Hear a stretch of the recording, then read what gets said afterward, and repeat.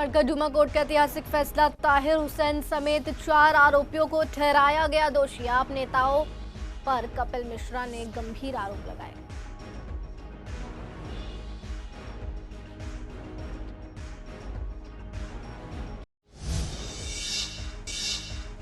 कृष्णानगर में बड़े नाले की सफाई, बारिश से पहले एमसीडी अलर्ट। दिल्ली में मानसून की तैयारियां तेज।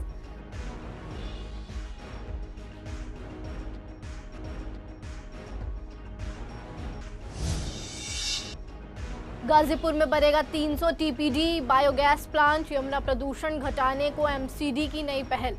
गोबर से बनेगी गैस, यमुना होगी साफ।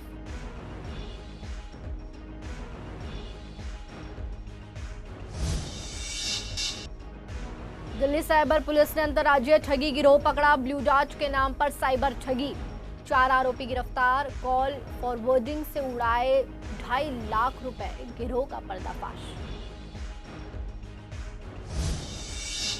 नमस्कार, स्वागत है आपका सीसीएन डिजिटल में। मैं हूं आपके साथ इशिका गुप्ता। रुख करते हैं खास खबरों की तरफ और बुलेटिन में आज सबसे पहले बात करेंगे उत्तर पूर्वी दिल्ली में फरवरी 2020 के दंगों के बारे में। जी हां, आपको बता दें उत्तर पूर्वी दिल्ली में फरवरी 2020 के दंगों के दौरान आईबी अधिकारी अंकित शर्मा की हत्या के मामले में कड़कड़डूमा कोर्ट ने एक बड़ा फैसला सुनाया है। अतिरिक्त सत्र न्यायाधीश प्रवीण सिंह की अदालत ने 11 आरोपियों में से आम आदमी पार्टी के पूर्व पार्षद ताहिर हुसैन के साथ साथ 4 और दोषियों को करार साबित कर दिया है, जबकि 6 आरोपियों को बरी किया गया है। फैसला सुनते ही कोर्ट रूम में मौजूद ताहिर हुसैन भावुक हो गए और रो पड़े।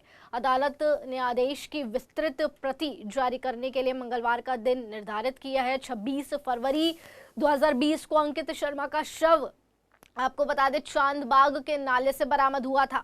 पोस्टमार्टम रिपोर्ट में उनके शरीर पर 51 गंभीर चोटों का उल्लेख था। अभियोजन पक्ष का आरोप है कि दंगों के दौरान ताहिर हुसैन का घर हिंसा का केंद्र बना, जहां से पत्थरबाजी और पेट्रोल बम जैसी गतिविधियों को अंजाम दिया गया। इस मुद्दे पर कड़कड़डूमा कोर्ट के वकील अंकित गुप्ता ने क्या कहा है, चलिए आपको सुनाते हैं।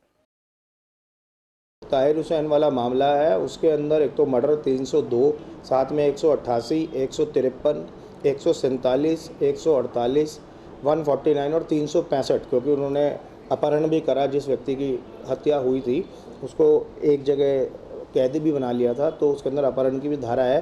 तो इन धाराओं के तहत जो है ताहिर हुसैन और अन्य 4 लोगों पे जज साहब ने फैसला सुनाया है कि वो इसमें अपराधी है। देखिए, अभी तो जज साहब का फैसला आया है, तो क्रिमिनल केस में क्या होता है कि पहले जज साहब फैसला सुनाते हैं कि हम इसे गिल्टी करार करते हैं कि नहीं करते।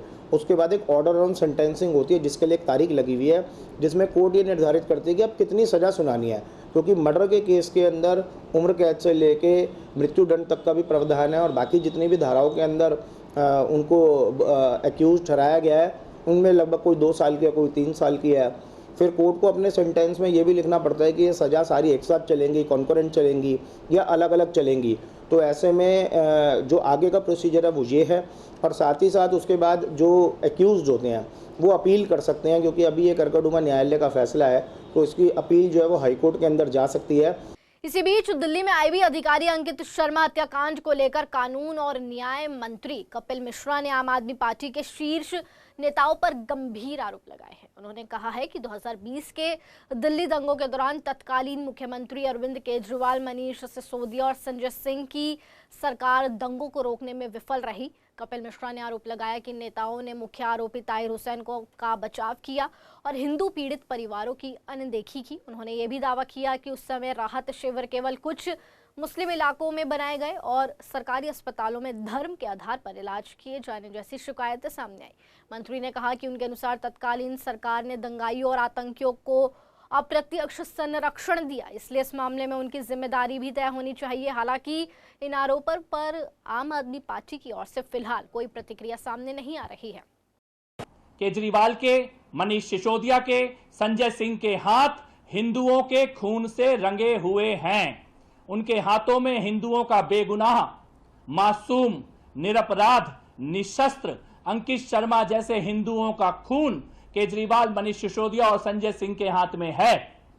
क्योंकि ऑन रिकॉर्ड है, संजय सिंह ने बार बार 27 फरवरी, 28 फरवरी और मार्च के पहले हफ्ते में ताहिर हुसैन को बेगुनाह कहने का पाप किया।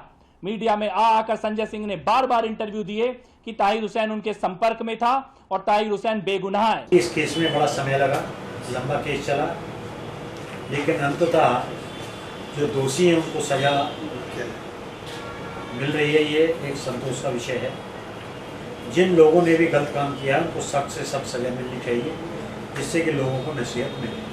देखिए, सवाल व्यक्तियों का नहीं, व्यक्तियों की विचारधारा जो है, जो उनकी विचारधारा है, और वो जो विचारधारा है वो इतनी कलुषित है कि उसकी वजह से इस प्रकार का कार्य हुआ, जिसकी हम कड़े शब्दों में निंदा करते हैं। दिल्ली में मानसून के मद्देनजर दिल्ली सरकार और नगर निगम की तैयारियां तेज हो गई हैं। हाल ही में लगातार 3 दिनों तक हुई बारिश के बाद इलाकों में जल भराव की समस्या सामने आई।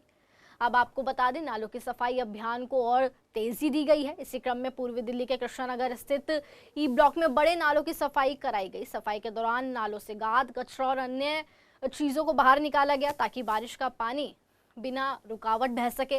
स्थानीय लोगों का कहना है कि समय रहते नालों की सफाई होने से मानसून के दौरान जलभराव की समस्या काफी हद तक कम हो सकती है, लोगों को राहत मिलेगी। अधिकारियों का कहना है कि पूरे मानसून सीजन के दौरान नालों की नियमित सफाई और निगरानी जारी रहेगी ताकि किसी भी क्षेत्र में जलभराव की स्थिति उत्पन्न न हो और नागरिकों को परेशानी का सामना न करना पड़े।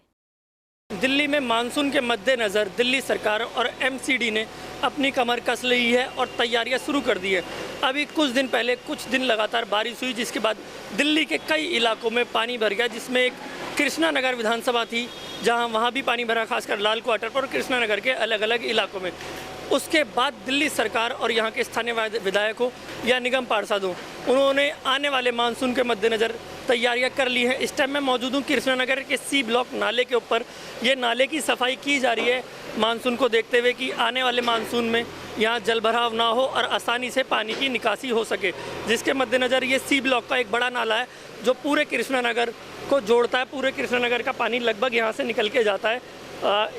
निगम पार्षद ने बताया था कि कृष्णा नगर लाल क्वार्टर में काम चल रहा है, जिसके मद्देनज़र बड़ा नाला जोड़कर इसमें जोड़ा जाएगा, जिससे पूरे कृष्णा नगर की जल निकास हो सकेगा। यहाँ 4 मोटर लगी हुई हैं जो कृष्णा नगर का जल निकास करती हैं। अब ये बड़ा नाला है, इस बड़े नाले का सफाई का काम चल रहा है।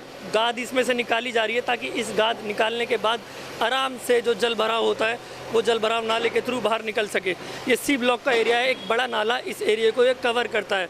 इसमें से शील्ड लगभग कई सालों से नहीं निकली थी, जिसकी शिकायत कई बार यहाँ के आरडब्ल्यूए ने भी दी थी कि इस सील्ड को कवर किया जाए, इस नाले को कवर किया जाए और उसके ऊपर से सील्ड जो है निकाली जाए। अब फिलहाल इसमें से सील्ड निकालनी, गाद निकालनी शुरू कर दी गई है। देखना ये होगा कि खाली ये नाला सफाई करके क्या कृष्णा नगर का जल भराव की समस्या का हल किया जा सकता है, या दिल्ली सरकार और यहाँ के निगम पार्षद को कुछ और उपाय भी सोचने होंगे। कैमरामैन ललित के साथ अहरार चौधरी, CCN। यमुना नदी में प्रदूषण कम करने और स्वच्छ ऊर्जा उत्पाद को बढ़ावा देने के लिए दिल्ली नगर निगम MCD ने मयूर विहार फेज 3 के घंडोली विस्तार गाजीपुर के सामने 300 टन प्रतिदिन क्षमता वाले अत्याधुनिक बायोगैस प्लांट को मंजूरी दे दी है। करीब 5 एकड़ भूमि पर बनने वाले इस परियोजना पर लगभग 43 करोड़ रुपए खर्च होंगे। प्लांट में डेयरियां और गौशालाओं से निकलने वाले गोबर और अन्य जैविक कचरों का वैज्ञानिक तरीके से प्रोसेस होगा और बायोगैस और बिजली का उत्पादन किया जाएगा। डैम्स कमेटी के अध्यक्ष संदीप कपूर ने बताया कि इससे गोबर नालों के जरिए यमुना में नहीं पहुंचेगा, जिससे जैविक प्रदूषण और BOD स्तर कम हो सकेगा। ये परियोजना मुख्यमंत्री की अध्यक्षता वाली यमुना पुनरुद्धार योजना का अहम हिस्सा है। इससे स्वच्छ ऊर्जा उत्पादन के साथ पर्यावरण संरक्षण और कचरे के वैज्ञानिक निस्तारण को भी बढ़ावा मिलेगा। देखिए, दिल्ली के अंदर जो गोबर है वो लगभग 1500 metric ton per day generate होता है, लेकिन धीरे धीरे हम व्यवस्था कर रहे हैं और माननीय गृह मंत्री से लेकर मुख्यमंत्री, हमारे सांसद जी सभी इस प्रयास में है कि ये जो गोबर जो नालियों में जाके और फिर जमुना भी में जाता है, इसको कम किया जाए। तो इसका एक ही तरीका है कि इस गोबर से गैस बनाई जाए।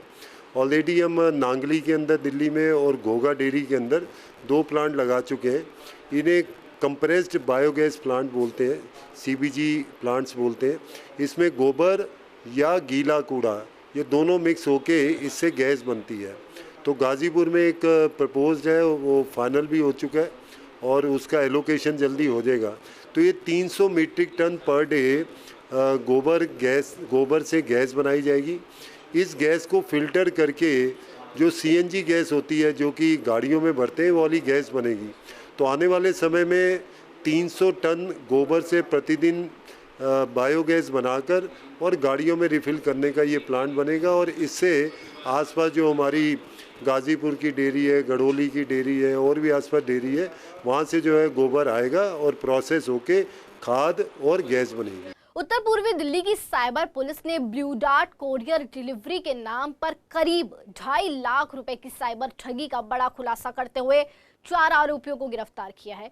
पीड़ित दिल्ली ट्रांसको लिमिटेड DTL के DGM सत्येंद्र हैं, जिन्हें कोरियर डिलीवरी के बहाने कॉल कर एक नंबर डायल करवाया गया। इससे उनके मोबाइल में कॉल और मैसेज फॉरवर्ड सक्रिय हुआ, जिसके बाद बैंक के OTP ठगों तक पहुंचा गया। खाते से आपको बता दें कि 2.5 लाख रुपए निकाले गए हैं करीब। जांच में पुलिस ने बैंक ट्रांजैक्शन और तकनीकी विश्लेषण के आधार पर उत्तराखंड और उत्तर प्रदेश में छापेमारी कर मोहम्मद अरबाज, दानियाल, जिमी बाथल, अब्दुल और अनिकेत वर्मा को गिरफ्तार किया है। आरोपियों के पास से 4 मोबाइल फोन, डिजिटल सबूत बरामद हुए हैं। पुलिस के अनुसार गिरोह म्यूल बैंक अकाउंट उपलब्ध कराकर साइबर ठगों की मदद करता था। मामले में आगे जांच जारी है। और अब बात करेंगे कृष्णानगर इलाके की, जहां F ब्लॉक में राजकीय सर्वोदय बाल विद्यालय के बाहर की सड़क पिछले 10 से 15 दिनों से टूटी हुई है। स्थानीय लोगों का आरोप है कि सड़क निर्माण के लिए पुरानी सड़क तो तोड़ दी गई, लेकिन अब तक नई सड़क नहीं बनी। इसके चलते स्कूल आने जाने वाले छात्र, अभिभावक और राहगीर परेशान हैं। लोगों का कहना है कि छुट्टी के समय बड़ी संख्या में छोटे बच्चे एक साथ बाहर आते हैं, जिससे टूटी सड़क पर उनका संतुलन बिगड़ जाता है और कई बच्चे गिरकर चोटिल हो जाते हैं। स्थानीय निवासियों का कहना है कि यदि सड़क निर्माण कार्य स्कूल की छुट्टियों के दौरान किया जाता तो ये समस्या होती ही नहीं। उन्होंने संबंधित विभाग से मांग की है कि निर्माण कार्य जल्द पूरा कराया जाए, ताकि बच्चों और आम लोगों की सुरक्षा सुनिश्चित हो और आवागमन सुचारू हो सके। हमरा तो यही रास्ते है भाई, आते हैं जाते हैं, इतने हो गए 10 दिन हो गए ना, 10-12 दिन से ज़्यादा 15 दिन हो, दिक्कत तो होबे करते हैं। अभी आज अथी कर दिए सर, न तो इतने दले में आते हैं जाते हैं। स्कूल की छुट्टी होती है यहाँ पे, गर्ल्स की जब शिफ्ट ऑफ होती है ना तो यहीं से निकलते गर्ल्स, और कम से कम एक साथ जब कम से कम 300-400 बच्चे निकलेंगे और इस रोड पे निकलेंगे, डेफिनेटली कोई ना कोई गिरेगा और गिरता है। और जब लड़के जब छुट्टी जब वो इसमें 2 गेट है, एक ये वाला गेट जब ऑफ होगा लड़के यहीं से जाते हैं, अब 4-5 लड़के जब जाएंगे वहाँ साइकिल लेके आएंगे, यहाँ पे जाए कोई ना कोई रोज गिरता है। तो ये जो रोड बन कितना खुद तो बड़ी जल्दी जाता है, रोड बनता क्यों जल्दी क्यों नहीं है? खुदे हुए क्या 4-5 दिन पूरा रोड खोद दिया, बने हुए यहाँ पे लगे 2-2 महीने, कब तक बनेगा रोड? ये मुश्किल से मुश्किल 15-20 दिन मेरे को देखते देखते हो गए, खोदते खोदते खुद तो गया, अभी बन ही नहीं रहा रोड। ये अब बनने में कभी कुछ आ रहा है, कभी कुछ प्रॉब्लम आ रही है, खोदने में लेकिन प्रॉब्लम नहीं आती। ये समस्या ये है, जो स्थानक है जन समाज वाला, दर्शन करने के लिए लोग आते हैं, रोड टूटा हुआ पड़ा हुआ है तो उसमें दिक्कत आती है, सब लोगों को सारी दिक्कत आने लगती है। संतों कहते हैं उनको होगा 15 दिन हो गए, 15 से 20 दिन हो गए टूटे हुए। हाँ, इसके सामने स्कूल भी है, बच्चे पढ़ते हैं, 4-5 हज़ार बच्चे भी है इसमें, सारी व्यवस्था फैल बड़ी पड़ी है इसमें। क्या बताएं, जब भीड़ होती है ना, जब लोग जाम लग जाता है, जनता टूटी पड़ी है सड़क, क्या करें? बच्चे गिर भी जाते हैं क्या? हाँ, बच्चे गिरते हैं, छोटे बच्चे आते हैं 5-5 साल के, क्या कर सकते हैं? पूर्वी दिल्ली के पटपटगंज वार्ड की निगम पार्षद रेणु चौधरी ने मयूर विहार स्थित नगर निगम के श्यामा प्रसाद मुखर्जी टीबी अस्पताल का निरीक्षण कर व्यवस्थाओं का जायजा लिया। इस दौरान उन्होंने अस्पताल में भर्ती मरीजों और उनके परिजनों से बातचीत कर उनकी समस्या सुनी और उपलब्ध स्वास्थ्य सुविधाओं की जानकारी ली। निरीक्षण में अस्पताल परिसर में साफ सफाई से जुड़ी कुछ कमियां सामने आने पर उन्होंने अधिकारियों और MCD कर्मचारियों को नियमित सफाई सुनिश्चित करने के निर्देश दिए।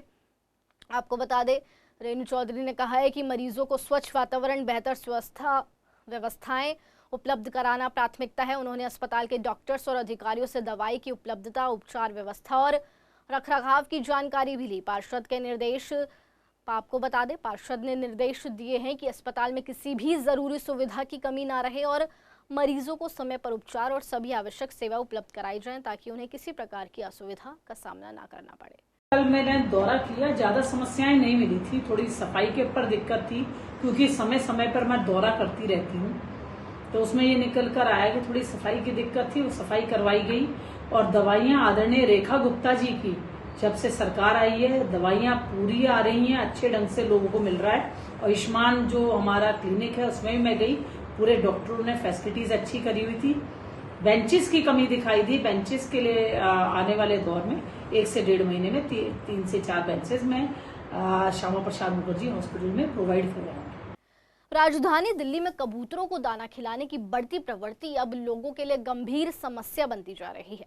पूर्वी दिल्ली के Jagatpuri, red light, cross river mall से लेकर यमुना स्पोर्ट्स कॉम्प्लेक्स और विश्वास नगर फायर स्टेशन समेत कई स्थानों पर बड़ी संख्या में लोग कबूतरों को दाना डालते हैं, जिससे वहां कबूतरों का जमावड़ा लग जाता है। इससे न केवल गंदगी फैलती है बल्कि सड़क दुर्घटनाओं का भी खतरा बढ़ जाता है। अचानक उड़ते कबूतर 2 पहिया वाहन चालकों के सामने आते हैं, जिससे उन्हें अचानक ब्रेक लगाना पड़ता है और हादसों की आशंका बनी रहती है। कई बार कबूतर भी वाहनों की चपेट में आकर मर जाते हैं। विशेषज्ञों के अनुसार कबूतरों की बीच के कारण कण में हवा ये घुलती है और फेफड़ों से जुड़ी गंभीर बीमारी हो सकती है। जगतपुरी रेड लाइट पर दाना डालने की जगह को जाली और गमलों से ढका गया है, लेकिन अन्य स्थानों पर अभी भी कोई प्रभावी कार्रवाई नहीं की गई।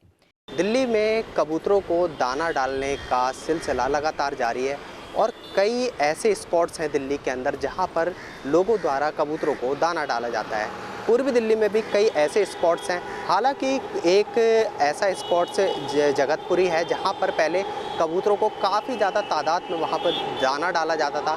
हालांकि अब वहां को कवर करके वहां पर कबूतरों को दाना डालना बंद कर दिया गया है। लेकिन वहीं दूसरी जगह क्रॉस रिवर मॉल है, यहाँ पर अगर हम आपको तस्वीरों में दिखाएं तो यहाँ पर भी वो द्वारा कबूतरों को दाना डाला जाता है। दाना डालने की वजह से यहाँ पर कबूतर काफ़ी ज़्यादा संख्या में आ जाते हैं और इससे काफ़ी ज़्यादा लोगों की सेहत पे दुष्प्रभाव भी पड़ता है, क्योंकि जो कबूतरों की बीट है और उनके जो पंख हैं वो लोगों की सांस के द्वारा शरीर के अंदर जाते हैं और वह गंभीर समस्याओं को पैदा करते हैं। कई तरह की बीमारियां भी इससे उत्पन्न होती हैं। विशेषज्ञों ने भी इस पर संज्ञान लेने के लिए कहा है, लेकिन लोगों द्वारा यहाँ पर कई ऐसी जगह हैं जहाँ पर कबूतरों को लगातार दाना डाला जाता है। वीडियो जर्नलिस्ट दीपाली के साथ अतुल शर्मा, CCN दिल्ली। फिलहाल खबरों के सिलसिले में इतना ही। ताज़ा तमाम बड़ी अपडेट से वाकिफ रहने के लिए जुड़े रहिए CCN डिजिटल के साथ।